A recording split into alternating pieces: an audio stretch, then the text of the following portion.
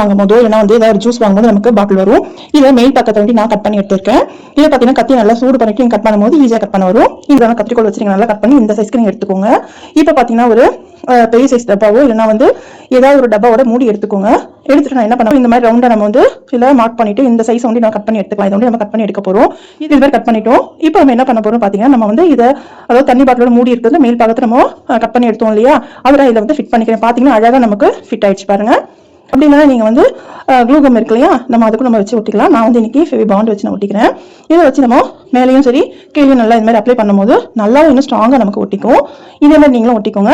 இது பார்த்தீங்கன்னா கொஞ்சம் அகலமான பாக்ஸ் நான் பண்றேன். உங்ககிட்ட நீளமான பாக்ஸ் பெரிய பாக்ஸ் இருந்துச்சுன்னா, கண்டெய்னர் மாதிரி இருந்துச்சுன்னா அதையும் நீங்க யூஸ் பண்ணுங்க. நீங்க இதுல எல்லாமே கொட்டிக்கலாம். உளுந்துல இருந்து பருப்பு எல்லாமே நம்ம இதில் கொட்டிக்கலாம். நான் நல்லா மூடிக்கிறேன், டைட்டா மூடியாச்சு.